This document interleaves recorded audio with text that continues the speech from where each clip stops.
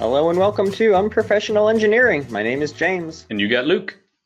Luke, we are doing our first ever remote broadcast, not in the same room. Well, no, we did this before, but wasn't it really bad? And you Yeah, decided, well, the first ever successful one, hopefully. okay, perfect, perfect. All all right, so today's topic is, I guess, renewable energy. I thought we Does were that sound talking, about right? yeah, I thought we were going to talk about how bad the Patriots lost last night. Oh my gosh, that was so wonderful, It wasn't it? was, it I was. did I did pick them to cover, but I'll take them losing anyways. So I don't gamble because I'm a better person than you, but Yeah. I think we just lost all of our New England fans. So, I did write a blog post about Deflategate and how ooh, even though I don't think they cheated, I still hate them anyways. So I assume New England is not really listening to us. that's all right. Yeah. So, All right. So renewable energy. yes. All sorts of methods out there, it turns out. Yeah, way more than I was aware of. Like when I thought of renewable, I kind of always just thought, oh, it's, solar or maybe wind, but there's actually quite a few different ones out there. Right. And the first one on my list is solar, of course, because it's the most popular. Right. And I think we did an episode on solar energy, if I remember correctly. So if you people want to go check out that episode, I'm sure it was amazing. But we could still give a quick run through of solar and how it works, don't you think? I'm sure. I kind of want to do, if you were okay with it, a Uh-oh. little bit of like I'm a big pro con kind of person. Like because everybody thinks that it's always the best thing since sliced bread, and there's definitely with anything, there's always some negatives or some drawbacks that I think people need to consider before they jump on some bandwagon. So I'll be kind of devil's advocate today a little bit, I think. Okay, I so you think. do not like renewable energy. That's No, good to know. that's not That's what what I. I'm hearing. That's To not be what fair, I. we do both drive trucks, so. We do, and that's not what I said. But you're a liar, so we're good. Okay, good. All right, so let me start with talking about solar a little bit and the photovoltaic cells that it's made Ooh. out of, commonly made out of silicone. Kind of cool. Mm-hmm. Uh, I feel like the silicone processing process is kind of expensive. Maybe it's made Yep. a lot of leaps in the recent years to make these things more affordable. But from what I understand, it still takes, I think, like 30 panels to create enough power to like power your house for its Mm-hmm. daily needs. So I feel like that's pretty expensive still, don't you think? Yeah, it is, but what they've done, and they're pretty smart. Number one, if you're using this for residential purposes, you more than likely get at least like a $6,000 to $8,000 tax credit. That's So nice. So I actually looked into this for my own house, and it was going to cost somewhere in the neighborhood, like all in, like 35 to $42,000 to get the whole system installed, Wow. everything. I was going to get like an $8,000 or $9,000 tax credit, I think is what was available in Pennsylvania at the time. So it offsets the cost a little bit, but what you're hoping is you have no electric bills ever. And you could at one point, I'm not sure what it is now, sell back your unused energy to the electric company. They were Right. required to purchase it from you. So you can actually make money every year to help offset that cost. I'm not sure what it is now, but I don't think that's the system that most solar companies are doing now. Most solar companies, they install it, they don't charge you anything. You'll Right. never have a bill, but they're making money on your excess power. Right. So what I saw is if you are doing it yourself, it's going to take you something like 6 to 15 years to pay these things off, based on the money that you're going to be saving, which I guess that's all well and good. But also Yeah. you need to make sure that your house is pointed the right way, because I think you have to be pointed south in America Hmm. to make real good use of these things. And Well, of course, in sunny Pittsburgh, you only get so much sunlight each day. the other thing too that you mentioned is that 15-year mark you mentioned, that kind of return on investment. That's an interesting number too, because storing that power, so you collect it, you use it, but any excess gets stored in Right. a deep cell battery typically. The problem is these batteries are big, they're heavy, they're expensive, and guess how long they last? About 15 years. So the So then you chat have to dump more money in. exactly. So the minute you get your return on investment, you got to spend another $1,500 to $4,000 on the deep battery to store any of your excess energy for those shady days. Well, that's a So shame. yeah, it is. But I think battery technology, we talked about this with our lawn and garden electric episode. Battery technology is getting so advanced nowadays that I imagine it's just going to get better and better and cheaper and cheaper. So I like that I'm not the only one. I'm not the only one giving shout outs to episodes now. That's pretty good. well, you trained me well, James.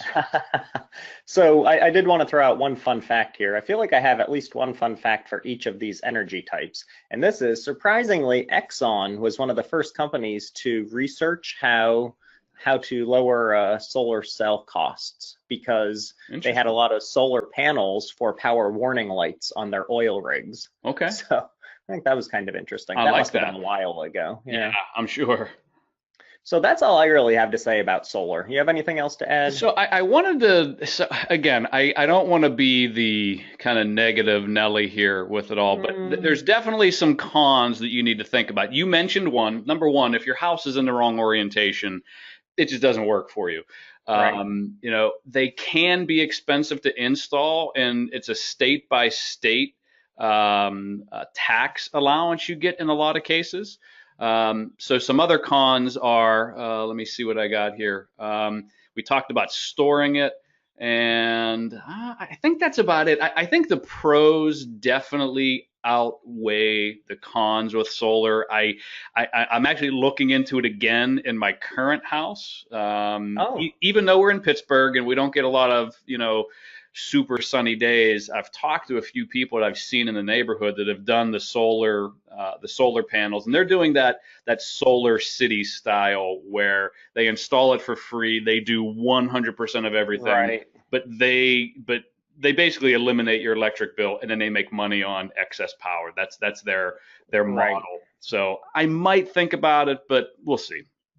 After you put the cold intake on your truck, maybe you can invest on the Exactly. in the in the solar. All right, cool. So the next one that I looked into was wind energy.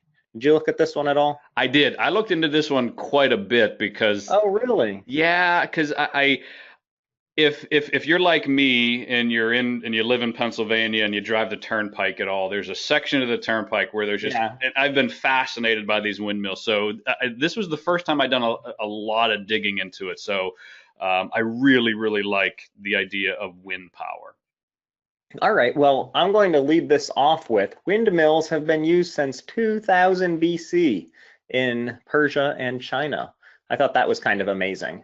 2000 BC, that's a long time ago. Yeah, but they weren't generating power. They're probably grinding corn and stuff, right? You're telling me they didn't have electricity back then. No, That's good information to just have. just just making sure. I mean, I had to double check. I'm not sure how you were assuming they were using these. So Right. 25% increase in wind turbines in the last decade. Pretty good. yeah, not too We're shabby. going green. I'm also happy that I said turbine, so I said it properly for the You first you time did ever. say it properly. Thank you. Yeah, and the tallest one, I guess this is my fun fact, is located in Hawaii. Let me guess. So Let me guess. It is 900 feet tall. 20 stories.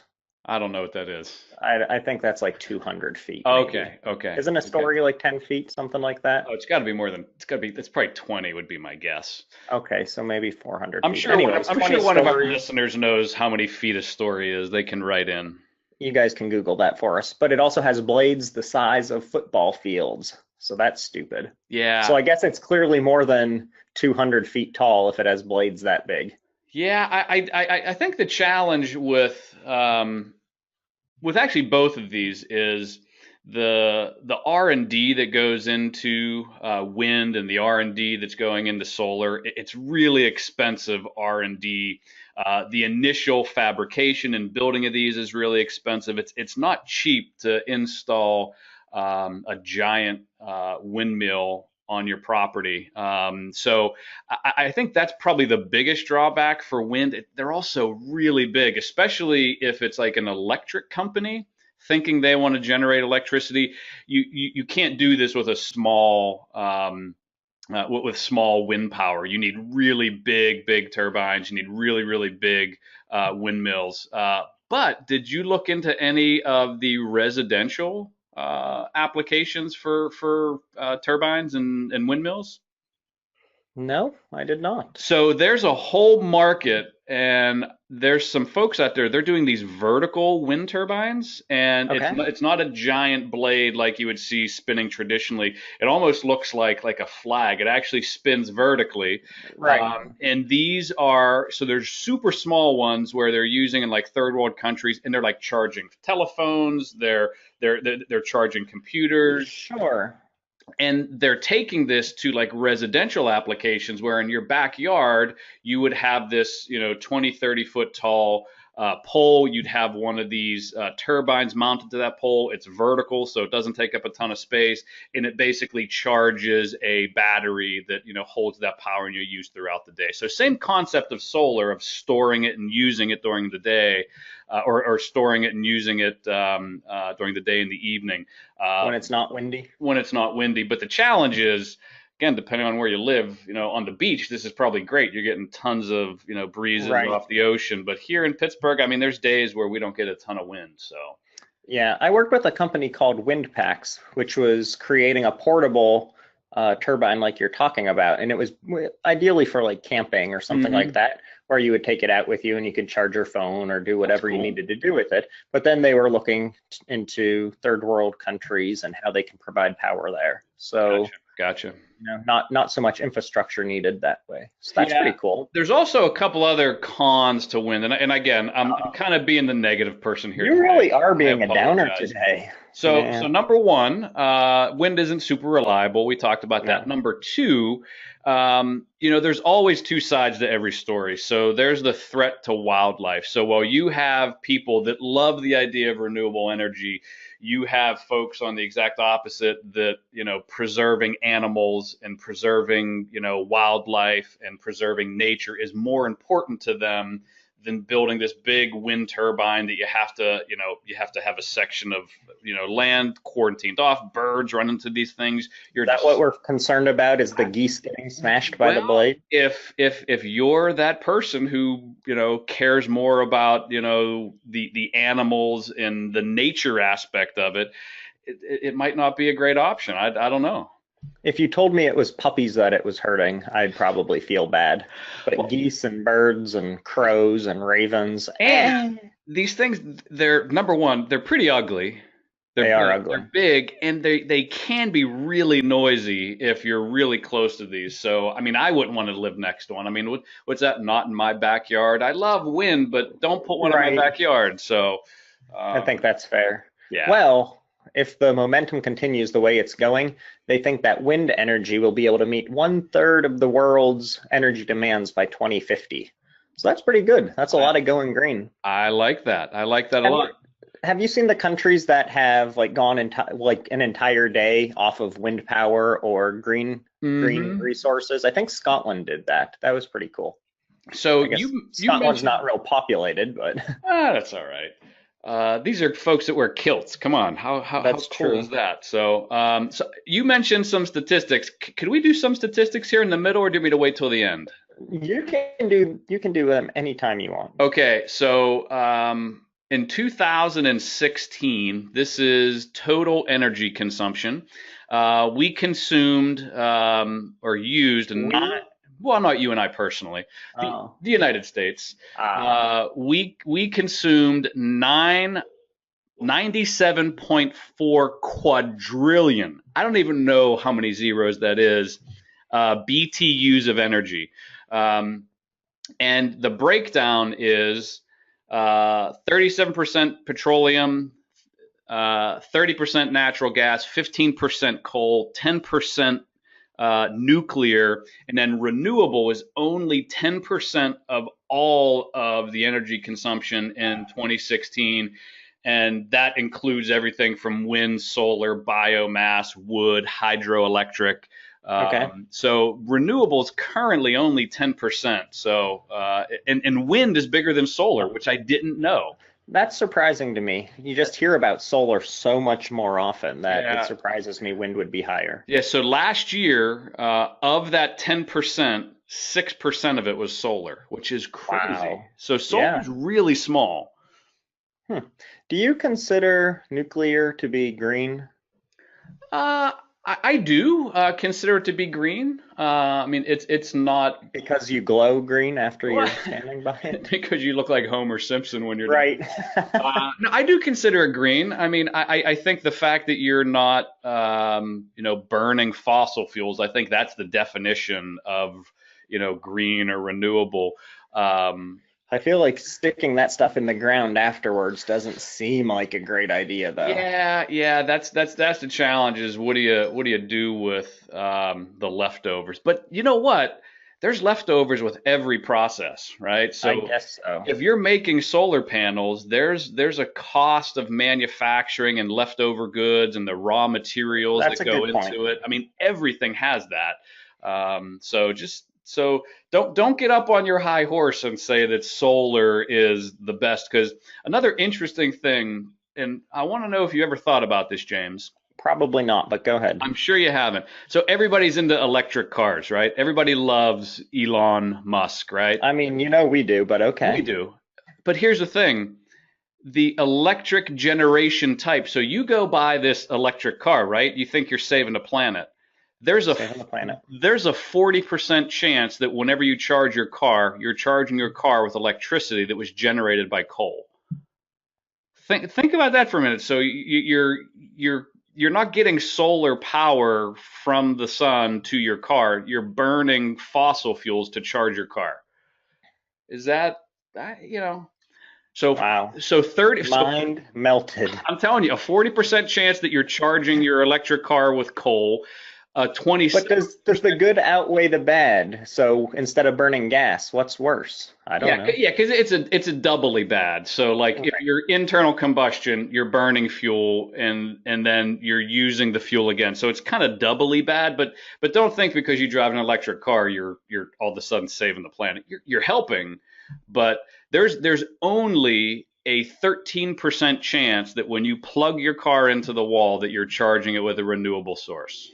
Wow, that's not real good. I No. feel like you're going to have a lot of people hating you after No, this no, episode no, because you hate the planet. no. You are not a planeteer. So I love the planet, and I think that's what I think we need to do better is all the points I'm making. Okay, I agree. I love all this stuff. Come on. Can we do one more and then take a break? Yes, we can. All right, so the next one I have listed is hydroelectric, or what did you say that we group this all as? This all falls under hydropower as a high level one. Hydropower. All right, so I said that this one dates back all the way to the farmers of ancient Greece Mm-hmm. for using their mechanical tasks, again, like grinding, so grinding grain and things like Yep. that. So turns out they didn't have electricity either, Oh, so they thanks for didn't. pointing that out. Okay, Yeah, great, great. but they were using this. Niagara Falls was the site of the country's first hydroelectric generating facility back in 1881. That's forever Wow. ago. Where? Yeah, Niagara Falls. Wow. Okay. And the first commercial hydropower facility was in Appleton, Wisconsin. Oh, good old Appleton. I love Yeah, Appleton. 1882. So that's cool. So it was powering lighting and providing power to a paper mill in Interesting. multiple homes. Have you ever smelled a paper mill? They smell horrible. Yeah, there's one down in West Virginia. I used to visit whenever I was out in the industry doing real work. Right. And I remember stopping there, and it was just the worst smell ever. Oh, and I always liked it because, they clean up their act, they don't pollute like they used to, so they don't stink unless it's like a holiday weekend when they know inspectors won't be by and they dump everything then. Oh, it is so bad. So if you work in a paper mill, sorry about that. Stink. So within that hydropower that you mentioned, there's an Mhm. interesting one that I don't think at least when you and I chatted the other day that you were aware of was wave power. So I had that listed in another section, but it does fall into this. It's So you're hydro, right, wave water. power. Yeah, I think that's interesting. But go ahead, give me Yeah, some details on yeah. that. So basically, it does what a lot of these do is they take mechanical energy and convert it into electrical energy. So what they have, and there's a couple of different styles, but the most common one, the thing looks like a snake that floats in the ocean. And Hmm. basically, when that snake, fluctuates up and down, there's actually pistons driving generators that actually, generate that electricity and then they transmit it. Not super popular, Okay. just because, they're really big. Transmitting the electricity is tough underwater. It's not a great option. The other one that's relatively new is, imagine a turbine, a wind turbine that you just put underwater. That's an interesting one. Yeah. And then the last one that I seen is one that basically is a buoy. Is that how you say the It is how things you that say it. float? Yeah. So A buoy. basically, you hold it at the bottom, you anchor it to the ocean floor, and that buoy goes up and down, takes that mechanical energy of that moving up and down. They got some devices in there that are, again, driving generators, generating electricity. And that one's interesting because even if you have a not a windy day, you still have some tides moving. So I think that one's interesting. I thought about all these that you're talking about now. It was interesting because they have to be designed, like for the ocean, they have your typical tides that are coming in and out that they can Hmm. account for, and they have to be able to sustain that. But then they also have to be able to sustain rough waters, like when there's a storm or when there's one of these giant hurricanes coming through. They also Yeah. have to be able to be designed not only to withstand that, but then work with the power that way. So if they're creating a Yeah. lot more power, it needs to go somewhere, and they can't have stuff blow out just Hmm. because the water's rough. So kind of interesting. Yeah, the other thing too that I saw was, again, I love all these residential applications, and I Yeah. I love these prepper off the grid kind of people. Yeah. They're the best. They're a little crazy, but they're pretty cool people. They make these. Offending more people, Luke. No, Good no, job. no. They make these. It's basically a turbine that you set in a creek, or Right. or a river, wherever you happen to be, and it basically just spins and generates electricity, and charges your batteries, it lights up your cabin or your house, Right. and it's free, and it kills some fish. So people that like animals Angry more about that than, again. yeah, you always have to worry about what happens, but there's ways around that. So, but I You thought be that was nice about this. interesting. You don't want PETA coming after us. Oh, I love PETA. I mean, with how big we are, they will come after a big fish like us. I'm sure. Well, PETA, he's the guy from From the Hunger Mockingjay, Games. Hunger Games. Yeah, Is it? Hunger Okay, Games. I thought Yes, that's that who we is were talking. PETA. Okay, just Yeah. checking. So, anyways, boo.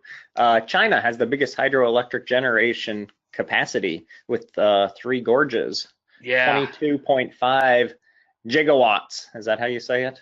I think so. Did we do an Okay. episode on that? I feel like we did, We because that's did. amazing over there. Well, I know that we did the Hoover Dam, and that's one of our most popular episodes, so go check Okay, that one out. And so that's kind of talking like the same thing right okay, there. okay. Fun fact for you, I'll Shoot. let you guess. What Oh, percent of Washington State's electricity comes from hydropower? 87%. 70%. That was pretty good though. 80, I would have never guessed that high, so good for you. Yeah. One kind of hydropower that I thought was interesting is pumped storage, where they actually pump the water up a hill and save it for later use. And when they Okay. need the extra power, they open up the dam and down goes the water, and then they generate the power that way. I thought Interesting. that was kind of neat. Yeah.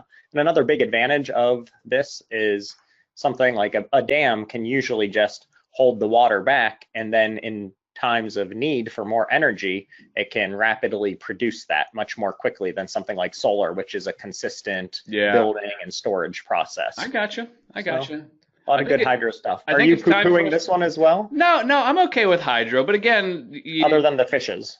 well, no, I'm okay with it. You just have to think about, they all have these issues where placement is an issue. So Well, if you're that in a for sure. if you're in a place where there isn't a big river, or if you create a dam, what happens to all the animals that live behind it when you dam that up? Then you got to transmit the power, and you need transmission stations. So they all have their pros and cons. And I think that, depending on where you live, one's going to make sense over the other. And we All are right. way overdue for our break, James. You haven't been paying Oh my attention to the clock. goodness.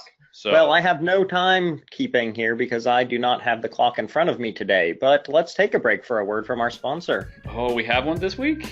We don't, and we do not have Ah, shout outs because we're actually doing this one, only like a couple days after the last one. So we haven't I had gotcha. time for the emails to roll in from all of our new fans.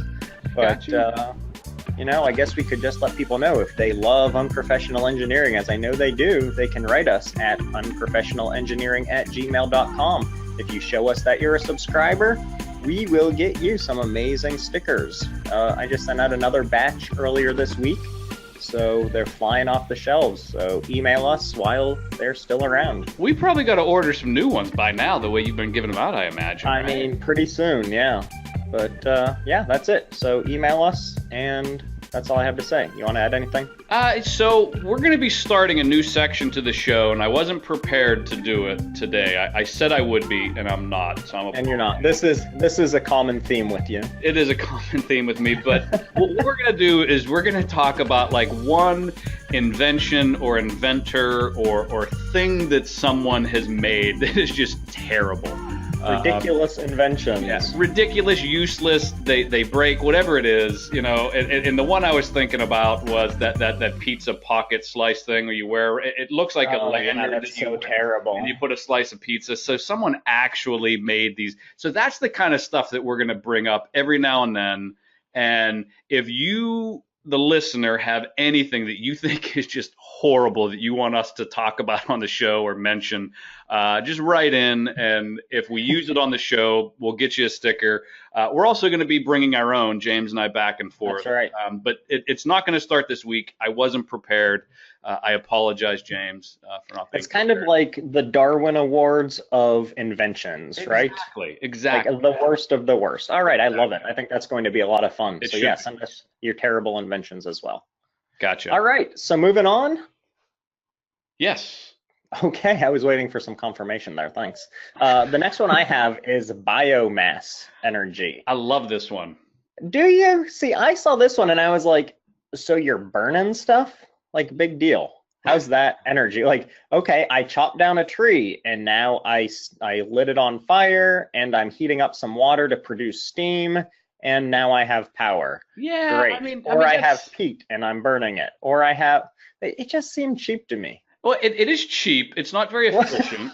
It is I cheap. didn't It's mean not like that. efficient, but it is like the expense of biofuel in some cases, like wood and peat is some of the cheapest biofuels that you can do.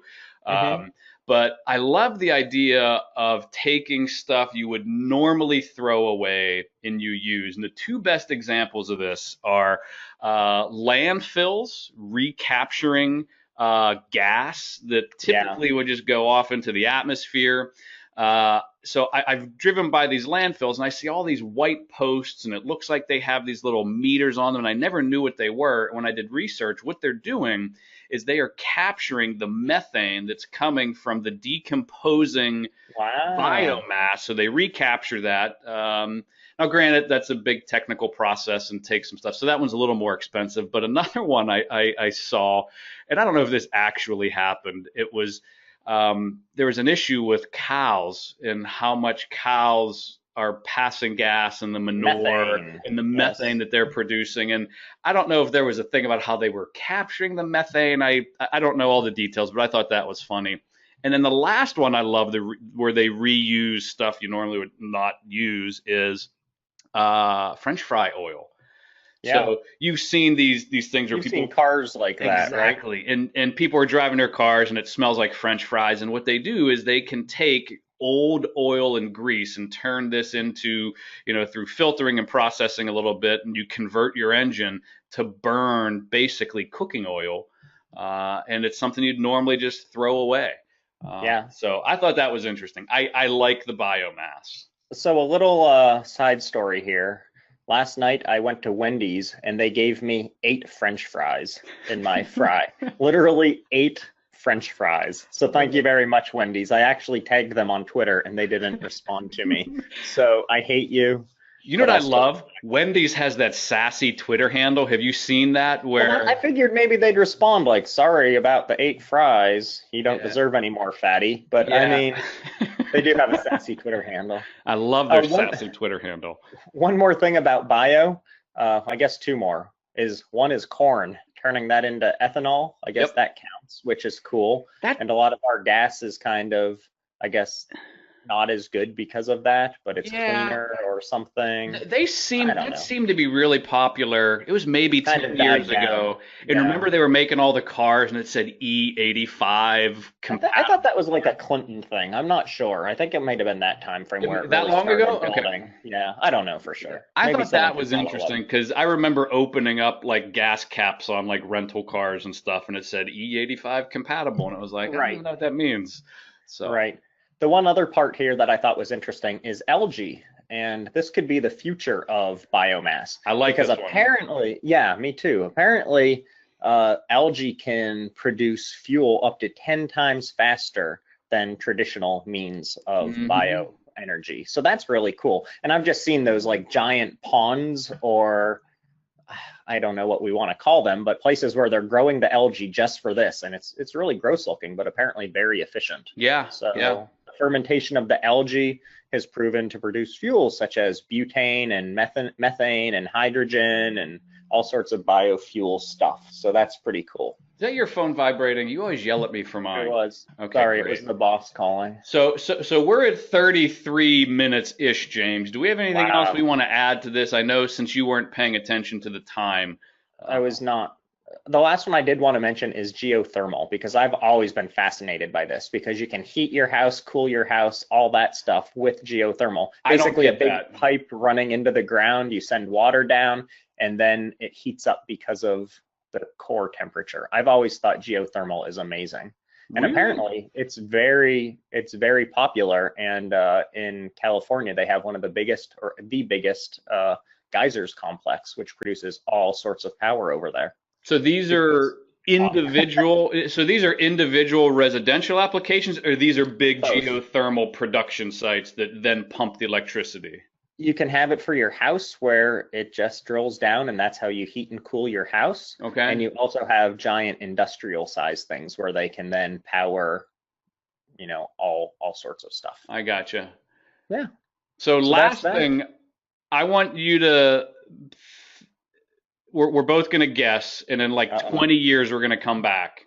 Okay. And When we're still going strong. what do Okay. you think in 25, 30 years is going to be the number one energy source? You In pick one, 20 I'll pick one. wind. Wind is going to be number one. Yep. I'm going to say solar. Solar. Okay. And I'll give my reason real quick. I know we're getting ready to wrap up here, but Elon, again, this guy is into everything. Yeah, he's got his paws all over the He place. has these tiles for your roof, and I'm sure you've all seen it. If not, That check look it out. like, yeah. It looks like a regular roof tile, and they all interlock together somehow. And basically, your roof, so the direction doesn't make a difference at that point. Your entire roof is a giant solar panel, and the price of that is going to get so low, it's going to become a norm with new construction, I think. And I think people will be powering their own homes 100% with solar tiles or retrofitting them in 20 years. I think solar is going to be absolutely number one. Electric cars. I think people are going to take the solar panels on their house, charge their batteries, and then charge their car off of solar. Well, we'll have to come back and see. But I think the way that wind power is moving, that's going to take over So, for so large applications. you think so? Yep, I do. I think in 20 years, so you'll be 30, right? Give or take, yeah. Give or take. I'll be 60. So, Yep. okay, just checking. All right. So with that, I think we should probably wrap things up, huh? I think so. All right. Hopefully you learned something about renewable energy. There's a whole bunch more sources out there as well, so go look those up. Did you know that they think 40% of India's power is lost due to theft because people like tap into streetlights and things like that? Interesting. What? Yeah, right. That's crazy. Anyways, I thought so Okay. too. With that, I think we should call it a day. So until next time. See ya.